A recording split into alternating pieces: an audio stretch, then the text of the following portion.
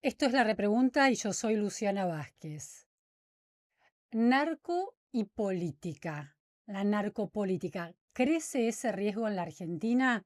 Bueno, la pregunta se instala de lleno a partir del caso Spert, que tanta polémica está generando en nuestro país y en este escenario político de camino electoral. ¿Qué rol tiene el poder político en el entramado del narcotráfico internacional que impacta directamente en América Latina? De eso vamos a hablar hoy con un experto, Henry Cancelado. Muchísimas gracias, Henry, por estar hoy en la repregunta. No, muchas gracias por la invitación. Bueno, Henry Cancelado es uno de los expertos más respetados en América Latina en relación a temas de relaciones internacionales, defensa y seguridad, tanto en el Caribe como en Centroamérica. Es politólogo por la Universidad Nacional de Colombia y es investigador del Estrategos, Observatorio de la Seguridad Global de la Universidad de los Andes en Colombia. Un experto que tiene muy mapeado la cuestión de el narcotráfico, el crimen organizado internacional y su impacto en América Latina. Henry, está causando muchísimo debate y polémica y un impacto político el caso del diputado Espert, candidato a diputado Espert en las próximas elecciones del 26 de octubre en la Argentina por la alianza Avanza Libertad en la provincia de Buenos Aires. Finalmente quedó excluido de la contienda electoral a partir de las revelaciones en relación a su vínculo con una persona, el argentino Federico Fred Machado, investigado desde Estados Unidos por sus vínculos con el narcotráfico, detenido en la Argentina y que acaba de recibir una orden de extradición aprobada por la justicia y el gobierno argentino. Entonces la cuestión del financiamiento político se instaló en el debate de lleno. Aquí la pregunta es, Henry, hemos analizado en otras oportunidades el impacto del narcotráfico en América Latina y vos señalabas que tiene un impacto en el reclutamiento de personas, tiene un impacto en el lavado de dinero y impacta también en la violencia entre los carteles, las mafias de la droga, eventualmente el Estado. ¿Cuánto juega el financiamiento político, el financiamiento electoral en ese impacto del crimen organizado, del narco en nuestros países? Bueno, juega muchísimo y juega muchísimo porque todo lo que es el sistema de drogas ilícitas, que es como lo manejamos nosotros ahora aquí en Colombia, como todo un sistema donde el tráfico de drogas es una parte específica y donde estamos viendo que cada vez más lo más importante es el lavado de los activos. Entonces ahí vamos a necesitar mucho del sistema financiero y del sistema político. Pues necesitar me refiero a estas organizaciones criminales van a necesitar de estos dos sistemas y la financiación de políticos no es nueva. Digamos, en Colombia tuvimos un presidente ampliamente acusado y comprobado de financiación, de que recibió financiamiento de los carteles en su momento del cartel de Cali, años 90, ¿sí? Y si nos vamos, yo creo que a la política regional, y creo que en Argentina no sería la excepción si se revisa bien, también por el tamaño y las formas de gobernabilidad, vamos a tener que estos grupos van a estar inyectando constantemente pequeños o muchos capitales, dependiendo de lo que necesiten, en diferentes campañas directamente, ¿no? Y pues van a tratar de mantener un sistema de corrupción, ¿sí? Henry, tengo una pregunta en relación al caso colombiano. Te referís al caso de Ernesto Samper, ¿no? ¿Es así? ¿Cómo era esa lógica de, bueno, eran dos necesidades que confluían, una necesidad de financiamiento político por parte del político y una necesidad de lavado de dinero por parte de las organizaciones criminales? Eso está claro. Ahora, en la práctica, ¿cómo ingresa ese dinero a la lógica política de un presidente? En ese caso, el presidente de Colombia, porque me parece un caso tan claro y tan extremo que está bueno entenderlo más en detalle. Bueno, aquí entra directamente por los libros de contabilidad de campaña, ¿no? Entonces, se sabe, digamos que en Colombia, entonces los narcos ponían el dinero a disposición de los jefes de las campañas, ¿cierto? Voy a financiar con tanto. Ujú. Y eso entraba a los libros de contabilidad como aportes empresariales. Entonces ahí ya está lavado un poco el dinero, por un lado. No es mucho de todas formas, porque las campañas tienen unos topes en Colombia de Claro. financiamiento, pero por otro lado garantizaban un poco como ciertas lealtades del político que ganara, ¿sí? Entonces, como, oiga, nosotros le dimos dinero, entonces es como una especie de cheque en blanco, ¿no? Aquí le estoy dando un cheque, usted me dio un cheque, perdón, y yo vengo ahora a reclamar, ¿cierto? Porque yo estoy aquí con usted y estamos montados un poco como en el mismo tren, ¿no? Entonces vamos a ver qué podemos hacer juntos, ¿no? En el caso de Samper, realmente él estuvo 4 años defendiéndose de estas acusaciones, después reconoce que sí sabía del financiamiento de estos carteles y todo. Ujú.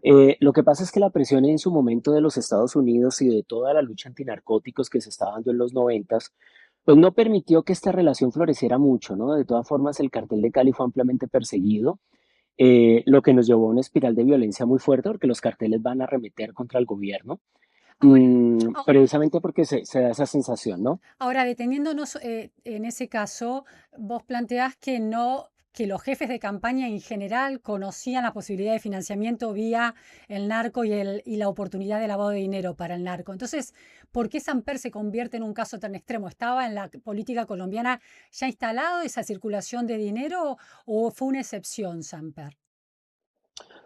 Pues a ver, Vox Populi se dice que sí, que siempre los carteles han estado acompañando. Lo que pasa es que en el caso Samper es clarísimo y aparecen cassettes, aparecen pruebas, Ajá. aparece toda una serie todo un entramado judicial en torno al caso Samper, ¿no? Entonces es mucho más claro. Su jefe de campaña confiesa, sus posteriores ministros confiesan. O sea, como que se destapó una olla que todo el mundo decía, esto parece que pasa. Lo que pasa es que Samper es la prueba fehaciente de que sí ocurre, Claro. ¿sí? Entonces ahí es donde está un poco la diferencia, ¿no? De resto, digamos, se sospecha de todos, pero realmente el acusado es Samper. Ahorita precisamente el hijo del actual presidente está en un proceso similar, ¿sí? Claro. Que si recibió Petro, dinero o no recibió dinero, y de quién. el hijo de Gustavo Petro, te estás refiriendo. Y hay una denuncia de cómo financió la campaña política de su padre. Exacto, Y, exacto. y la Entonces acusación todavía está lo ese proceso. vincula, esa denuncia lo vincula también con dinero del narcotráfico. Eh, Se habla de dineros ilegales. Ujú, En este punto no se sabe exactamente si es dinero de algún tipo de organización, porque el narco en Colombia ya no se trata como carteles, sino por estructuras criminales, ujú. ¿cierto? Entonces no se sabe qué estructura criminal le dio o si es algún empresario que busca lavar dinero o de dónde sale la plata, ¿no? Entonces todavía estamos en ese proceso investigativo, pero ahí hay otra prueba clara. Henry, muy importante ese caso también, porque también hay una idea de que es transideológico el aporte ilegal a las campañas políticas supera las distinciones ideológicas.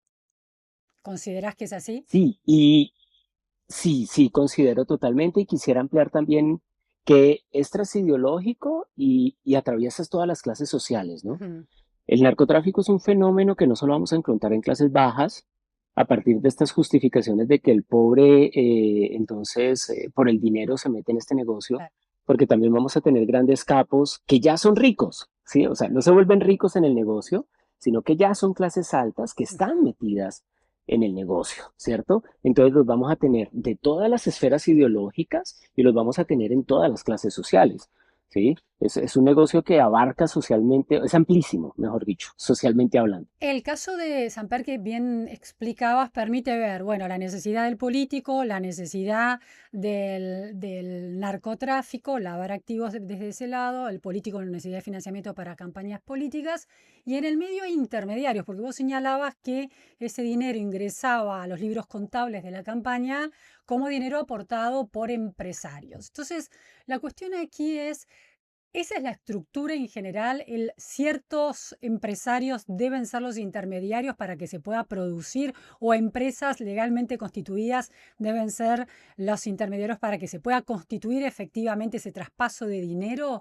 Y en ese sentido, la pregunta es, ¿qué tipo de empresas? ¿Son empresas consolidadas con historia en nuestros países o son empresas creadas ad hoc? Entonces, no, vamos a encontrar de las dos clases de empresas, en el caso, digamos, del cartel de Cali, encontramos empresas muy constituidas que era una cadena de farmacias en Colombia, que todavía está en proceso de liquidación e intervención por parte del Estado. Imagínate, como casi ya 30 años después, y seguimos en ese proceso, porque era una empresa constituida con trabajadores, con todo, pero pues el backup de dinero era del cartel de Cali, ¿no? Pero Entonces, tenía dueños por ahí gestión, legales ¿no? prestigiosos como empresarios dentro de Colombia.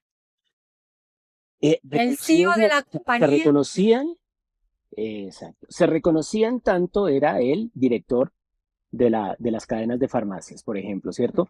Pero no hemos encontrado a alguien muy conocido, no sé, el presidente de cualquier empresa que de repente se encontró que estaba con nexos de tal o X agrupación, no, no se ha encontrado en Colombia directamente, Ajá, ¿cierto? Se encuentra en tanto se sabe que tal organización ya es creada por estas estructuras claro, ilegales, ¿sí? claro.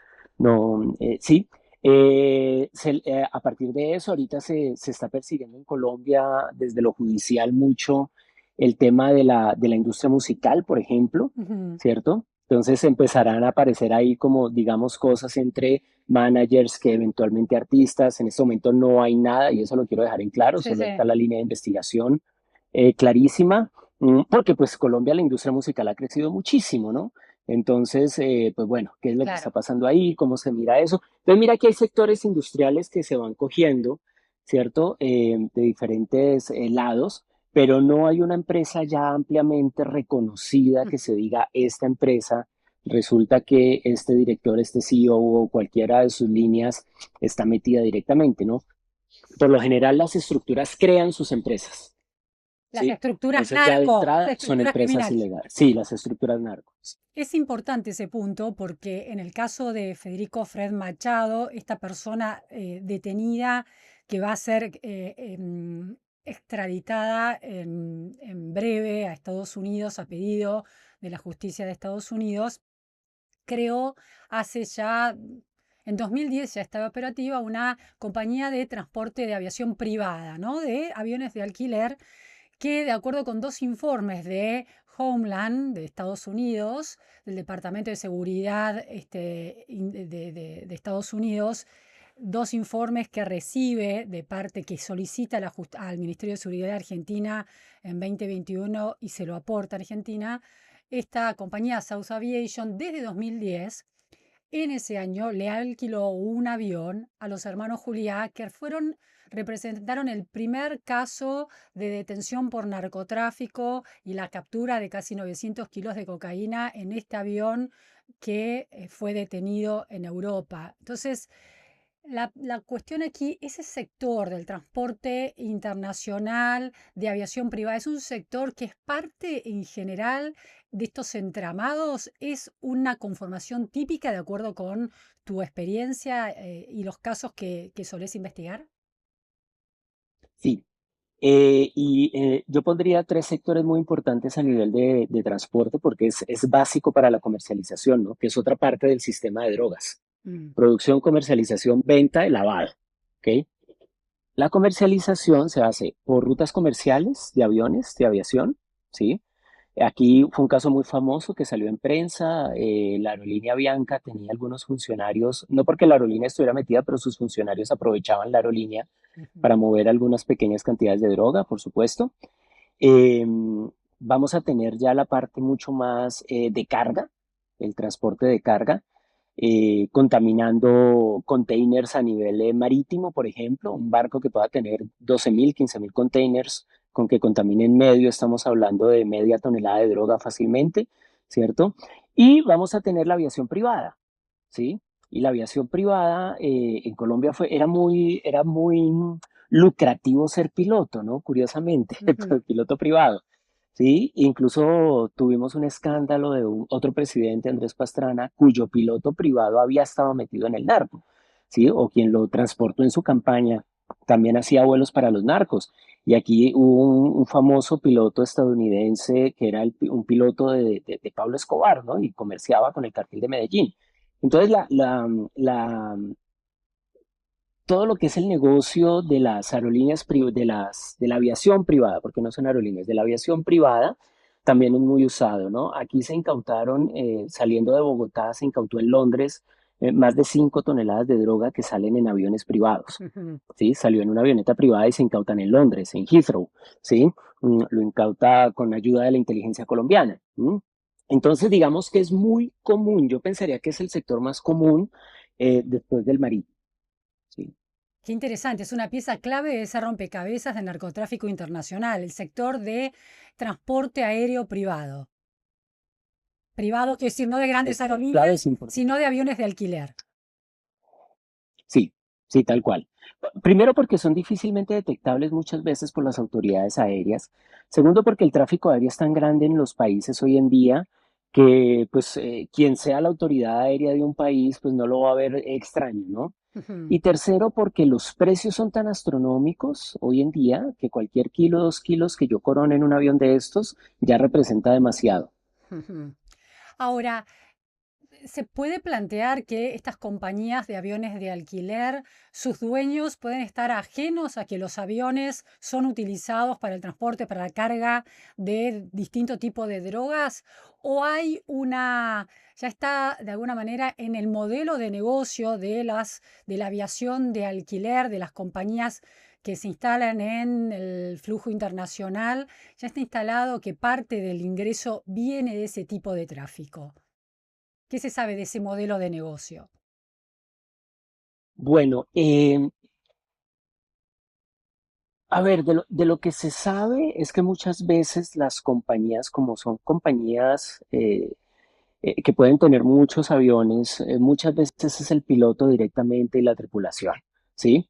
Pero cuando son compañías mucho más pequeñas, claramente el entramado pues es muy evidente, ¿no? Que, que la compañía está muy metida, ¿no? Entonces yo pensaría que lo que tenemos es un modelo mixto, dependiendo muchas veces del tamaño. Y si abriéramos un poco más una investigación comercial sobre esto, yo pensaría que funciona como las empresas fachada también, es decir, las mismas estructuras criminales montan sus empresas de aviación, montarían sus empresas de aviación para precisamente poder hacer esto, ¿no? Y mientras tanto van haciendo otro tipo de servicios. Entonces son empresas de aviación privada que pueden llevar, traer gente, pero que cuando no están siendo usadas, pues serían utilizadas para los mercados ilegales, ¿no? Pero no me sorprendería, sobre todo, digamos, en países como Colombia, donde este sector es bastante pequeño, asumo que Ujú, en Argentina será mucho más grande, yo pensaría que sí, directamente tendríamos empresas que están muy metidas en esto, ¿no? Como te digo, ha habido ya cargamentos, se han incautado drogas aquí y por fuera, se han hecho los procesos contra las personas de las empresas. Entonces yo pensaría que sí están muy metidas directamente las empresas dependiendo su tamaño. ujú. Estados Unidos le pone foco a las investigaciones judiciales o de inteligencia de narcotráfico, le pone foco a este tipo de empresas de transporte, tanto barcos marítimas como de aviación de alquiler. Sí, Estados Unidos, digamos, ellos ya sea con sus diferentes agencias, DEA, DFA, ellos están siempre muy pendientes del tema. Es más, lo que más les interesa dentro de todo el sistema de drogas es el lavado de activos, Ujú, ¿sí? Entonces, ellos están muy pendientes de las empresas, están siempre revisando qué empresas son, cuáles no son, están actualizando listas. Nosotros tuvimos varias empresas sancionadas, equipos de fútbol ujú. que estuvieron sancionados por pertenecer a carteles, ¿cierto?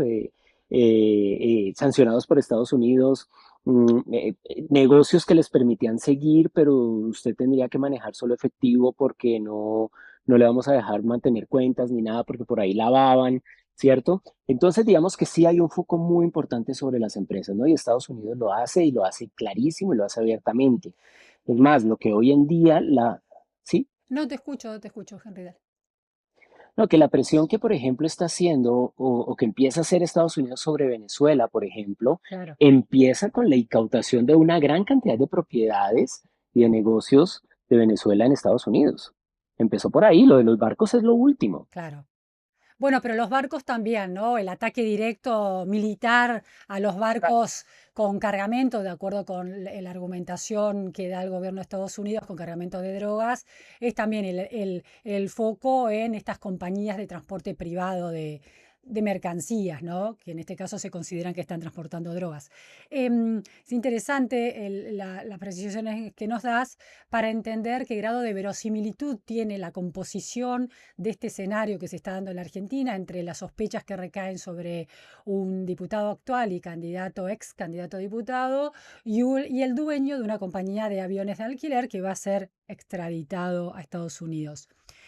Hay otra pieza de este rompecabezas del narcotráfico en América Latina, según los distintos análisis. Henry, quiero en este sentido tu mirada, que es el grado de deterioro económico y del entramado social del mercado laboral, por ejemplo, en un país. Argentina está experimentando un crecimiento de la informalidad. Hay un informe de un instituto de la Universidad de Buenos Aires, en ese sentido, que plantea del Instituto Interdisciplinario de Economía Política de la UBA, que, de acuerdo con los datos de la encuesta permanente de hogares, plantea que en el primer semestre de 2025 la informalidad en la Argentina creció al 43, más por encima del 43%. Es el segundo indicador más alto desde 2008. El otro se dio en el segundo semestre de 2022. Entonces, ¿cuánto hay de caldo de cultivo para que el narco ya no solo lave activos, sino que empiece a tallar en el futuro de las personas cuando los niveles de informalidad se dan? ¿Cuál es tu mirada de esa conexión y de esa correlación positiva en el sentido que una cosa se da con la otra, de niveles de informalidad laboral y penetración del narcotráfico? No, hay mucha relación a dos niveles. Uno, precisamente porque las personas dentro de la asfixia económica van a buscar abrirse campo dentro de la ilegalidad. Y la ilegalidad, digamos, no es, acá decimos en Colombia, es plata fácil. Realmente no es fácil, lo que pasa es que es muy rápida y es mucha plata, pero fácil no es, ¿sí? Es un negocio muy, muy difícil, ¿sí?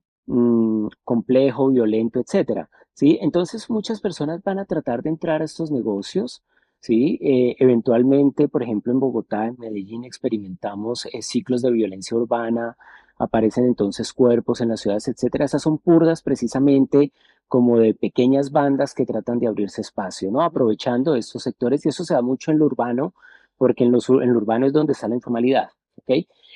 Se aprovecha también entonces el vendedor de calle, ¿sí?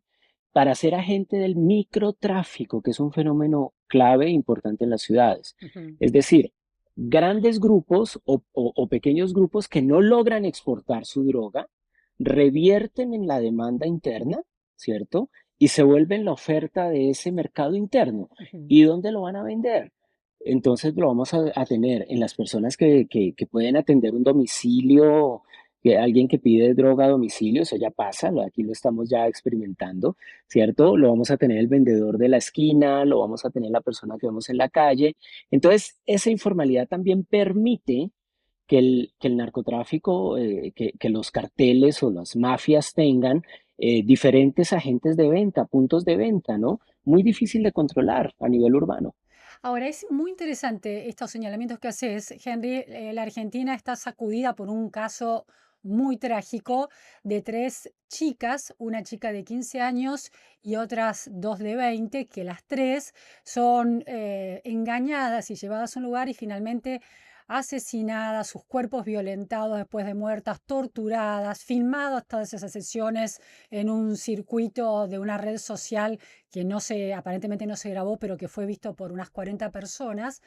Es un triple crimen narco. Sucedió en el conurbano bonaerense, y el primer responsable, el que habría dado la orden, fue detenido en Perú, está esperándose su extradición, conocido como el Pequeño J. Es un crimen en el que entran a jugar distintos jóvenes de distintas edades. Este es un joven peruano Ujú. que hacía tiempo estaba instalado en la Argentina. Entonces aquí la cuestión de este narcomenudeo y la dificultad para controlarlo. Y otro país como Perú, con una tasa de informalidad también altísimo, 70% de informalidad laboral tiene el Perú. Por un lado, el componente peruano, por otro lado, el componente de jóvenes. Dentro de este 43% de informalidad que hay en la Argentina, más del 60% se registra entre los jóvenes de entre 16 y 24 años en la Argentina. Entonces, ¿cuánto de eso es un patrón común dentro de el creyendo que puede estar teniendo la instalación del narco en un país? ¿Son señales que nos están diciendo algo de una transformación en la Argentina? Yo leía precisamente el caso y pensaba exactamente eso que estás señalando. Ujú. Argentina está empezando a sufrir unos ciclos de violencia urbana producto de la apertura o de la ampliación de un mercado interno de drogas, ¿sí? Pasa en Colombia, pasa en México, Estados Unidos, digamos, es el mejor ejemplo de este tipo de fenómeno a nivel urbano. Mm, y lo que se empieza a experimentar ahí son pequeñas bandas que empiezan a controlar pequeños sectores en diferentes poblaciones, ¿no? Digamos, tanto de grandes ciudades como puede ser Buenos Aires, como de pequeñas poblaciones donde haya cierto tipo de mercado que pueda ser fácilmente cooptado, ¿no? Y van a empezar a ver ciclos de violencia por dos cosas, o por traiciones que hayan entre esos grupos, Ujú. que creo que es un poco lo que pasó con estas chicas que decían que habían robado parte de del dinero ganado, Sí. etcétera, ¿cierto? O porque empiezan a aparecer otras bandas que van a empezar a disputar esas zonas, Ujú. ¿cierto? Entonces va a empezar a haber un ciclo corto de violencia muy rápido, muy violento, porque son pequeñas bandas, tampoco se pueden desgastar en grandes guerras como las que tuvimos Cartel de Medellín, Cartel de Cali en Colombia, ¿no? Que eran carteles gigantescos, ¿no? Estas son pequeñas bandas que no se pueden desgastar en eso muy rápido, es muy violento porque necesitan mandar un mensaje claro. Mm. Con nosotros nadie juega, más o menos es un poco el mensaje, ¿no? Coloquial. Entonces yo sí veía ese ciclo y sí creo que empieza a haber una transformación hacia todo este microtráfico urbano y vamos a tener eso, además porque, vuelvo al punto, ¿no? El nivel de los precios y la tasa de ganancia es demasiado atractiva como para que alguien diga, no, es que yo quiero ser abogado de la uva y no simplemente me dedico a este Ujú. negocio, ¿no? Mm. Ahora, Me va mucho mejor en esto. ahora, Henry, en Perú con esa tasa de informalidad del 70%, qué calibre tiene, qué escala tiene el problema del narcotráfico? ¿Qué escala tiene en términos de esta penetración en poblaciones muy necesitadas y también del impacto en la política? Yo creo, bueno, en la política, digamos, no he revisado muy bien el espacio peruano, pero dentro de los síntomas y de lo que empieza a ocurrir, digamos que Perú y Colombia como que se van turnando en términos de producción, de mercado, etcétera, también por nuestra situación de frontera, ¿no? Entonces lo que no se produce aquí se empieza a producir allá y cuando no se produce allá se Mm. produce acá, ¿cierto? En el sur o el norte del país. Pero va a haber un detonante mucho mayor con el tiempo y es el puerto de Chancay. Claro. ¿Sí? El nuevo puerto se va a convertir en un hub gigantesco donde los carteles van a tratar de poner toda la mercancía que puedan. Ujú. Porque es que controlar ese gran puerto, controlar la cantidad de barcos que van a entrar y salir, y la cantidad de contenedores va a ser muy difícil para las autoridades, ¿cierto? Porque es que realmente no importa cuántos dispositivos se piensen, es muy complejo, ¿no? Entonces lo que vamos a tener, y lo podemos observar y podemos hablar de esto después también, con el tiempo, cómo las rutas del tráfico de drogas en América Latina en general se van a ir concentrando sobre Perú. Y vamos a empezar a tener estos ciclos también de violencia por controlar las rutas y eventualmente el puerto o partes del puerto. ¿Cómo impacta eso en el rol que tiene la Argentina en esta red de narcotráfico internacional? Que Perú adquiera tanta relevancia como puerto de salida. Bueno, puede impactar un poco, digamos, Argentina no es necesariamente un puerto de salida ni un centro de producción, digamos que Argentina en ese sentido, dentro de lo que puede ser la cadena de valor regional del narcotráfico, juega un papel muy secundario y eso es muy valioso e importante para ustedes porque fácilmente puede salir, ¿cierto? Y va a depender es de los mercados internos, es decir, cuántos argentinos van a comprar lo que yo les quiera vender. ¿Sí? Ujú. Porque ahí no tengo negocios de producción, ahí no tengo rutas, ¿cierto? Eventualmente algunas rutas hacia África podrían aparecer, ¿cierto? Pero eso se concentra más hacia el lado de Surinam y Guyana, entonces digamos que no es necesariamente por la parte sur del continente donde los carteles o las estructuras ilegales hacen esto, ¿no? Entonces Pero yo vería una Argentina que, ¿sí? Henry, entonces Argentina quedaría convertido en su rol más parecido a Estados Unidos, que es consumidor, y no a tanto a México, que es productor y exportador de eso. Y la cercanía con Perú pone una fuente de droga demasiado cerca para el mercado interno argentino. Sí, claro, es que el tema de Argentina es que está rodeada por las estructuras brasileras, Claro, por la producción boliviana y por los mercados y tráfico peruano, ¿sí? Entonces, y creo que eventualmente lo mismo le pasaría a Chile, ¿sí? claro, Entonces, van a tener un rol más eso de consumidores, de mercados importantes, pero hasta ahí, ¿cierto? No van a ser, digamos, Colombia que concentra absolutamente todo, claro. ¿sí? Y la última cuestión, Henry, a partir del triple crimen de estas chicas, se planteó la cuestión de si esto estalla porque de alguna manera se descontrola una especie de statu quo que las autoridades, las fuerzas de seguridad permiten y se va de las manos, o hay que combatir. La idea es regular, producir una especie de regulación y de autorregulación de el narcotráfico en el mercado interno o combatirlo. ¿Qué se está discutiendo hoy en ese sentido? Wow. Em, Colombia ha cambiado la fórmula cuantas veces ha sido posible. Claro, ¿Sí? Entonces, regulamos, atacamos, controlamos producción, controlamos activos, controlamos empresas, controlamos consumo, ¿cierto? Me encantaría decir que la fórmula es esta. No, de mm, verdad, Colombia todavía está pensando cómo descifrar esto, ¿no? Porque es que este mercado tiene tres ventajas. Una alta tasa de ganancia, ¿sí? Segundo, lo que lo vuelve atractivo para que la gente ingrese, ¿cierto? Y eso también lo hace muy adaptable a cualquier acción que puedan tener hacer las autoridades, ¿sí? Y porque nadie espera que estas cosas empiecen a pasar. Yo estoy seguro que Argentina nunca hubiera esperado un crimen de este estilo, ¿no? claro. Y le pasó a México en su momento y nos pasa a nosotros en algún momento aquí en Colombia, ¿sí? Entonces, digamos, los indicadores de la alta tasa de criminalidad y la sevicia, la violencia que se aplica, es el primer indicador de que algo está empezando a pasar, es decir, algo Mm, está ocurriendo ya.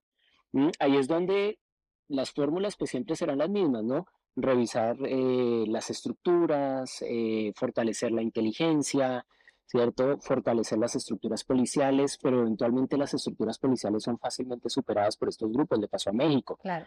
Por eso en Colombia esta acción se hace con todas las fuerzas militares, Mm. ¿sí? Y tanto pues que Estados Unidos también ya pone la cuarta flota de su marina en el Caribe, ¿no?